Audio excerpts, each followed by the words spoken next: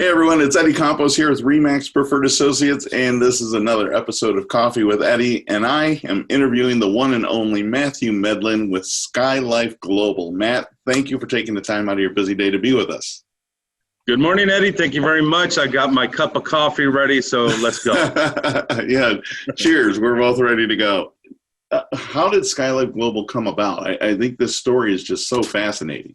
So January 12th of 2010, perhaps you remember the big Haiti earthquake hit.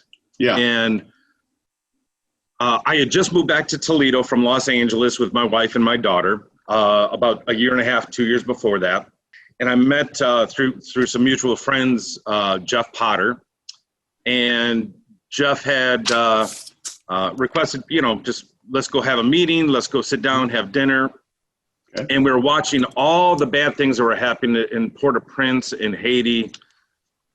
We saw that the bridges, the airports, shipments, cancellations of flights, the roadways, the freeways, everything was absolutely collapsed.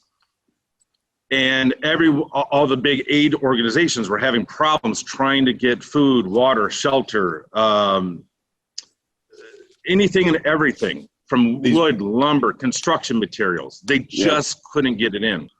And so literally sitting, having dinner, watching CNN from the restaurant, and we couldn't believe that no one was able to just fly above everyone and airdrop relief supplies. We thought that was probably the easiest thing in the world. Why didn't somebody think of this already? Why didn't somebody think of this? Yeah. And so Jeffrey, so we literally sat down with the napkin and a pen, and we said, what's the problem? We have a logistical problem. You have a freight issue. You have port issues, airport issues. Yeah. Okay. What do we do? Well, if you could develop something that you could safely airdrop to the people that are impacted, if you could airdrop it right to them, at least you can buy them some time until standard logistical systems are in place to be able to then start bringing in food and water. Right.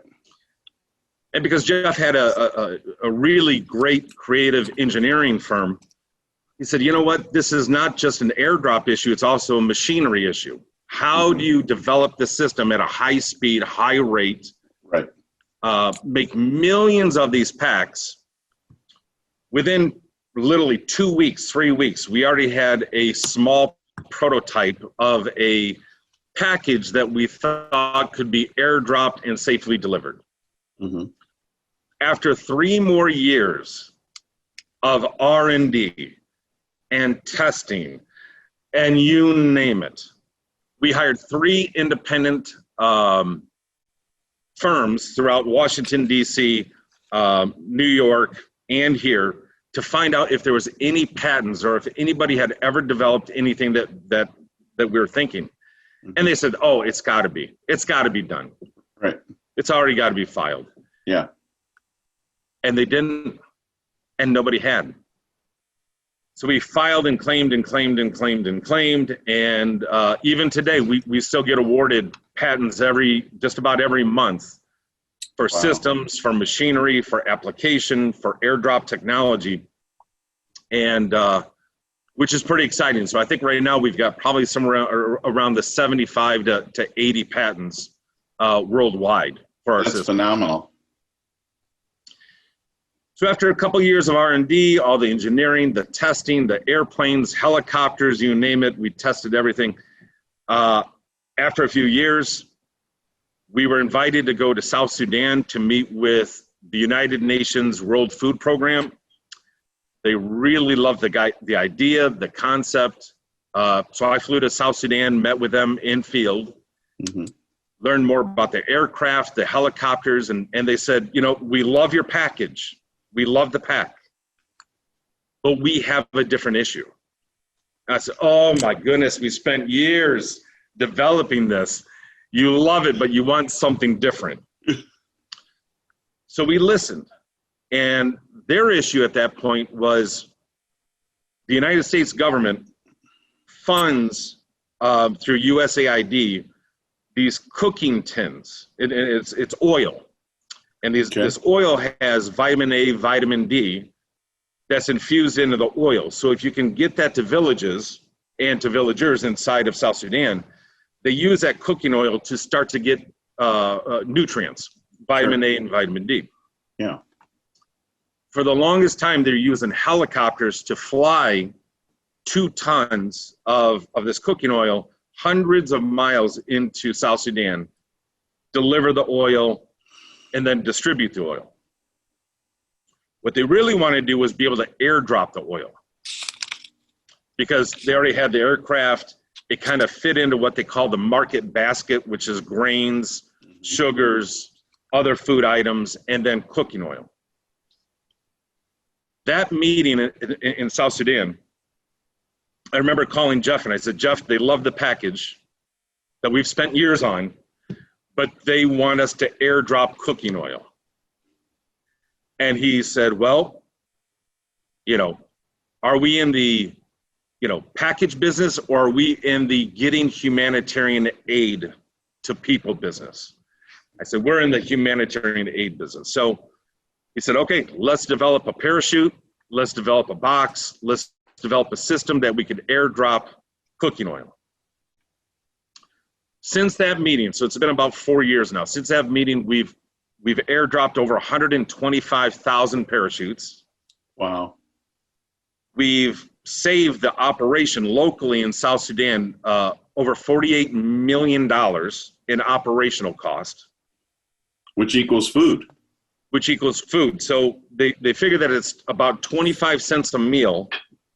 So that nearly got them to about 200 million more meals that they could purchase and distribute to those in need in Africa. So taking kind of a concept, we ran it through. We had a pivot. We pivoted quickly.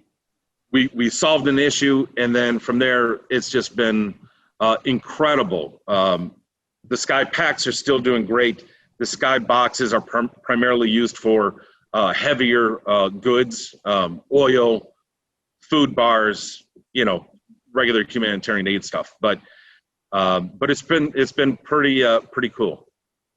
That is amazing. And one of the things that I've learned by paying attention to your company, conversations with you, going to your website, skylifeglobal.com, is watching the interviews of your people. I mean, and people are everything in every company, right? Right. You can see that they are just 100% committed to what you guys are doing, and they understand the why. And the why I heard so many times from them was to deliver hope to the hopeless. Right. And you're exactly right. We know at some point we will never get a thank you from those, but that's okay. That's why we do it. It makes us all feel good when we go to bed at night that during the nighttime, the next morning, already in Africa is hours and hours earlier, that there's already food items being delivered to those in need, and our technology is really making an impact in that area.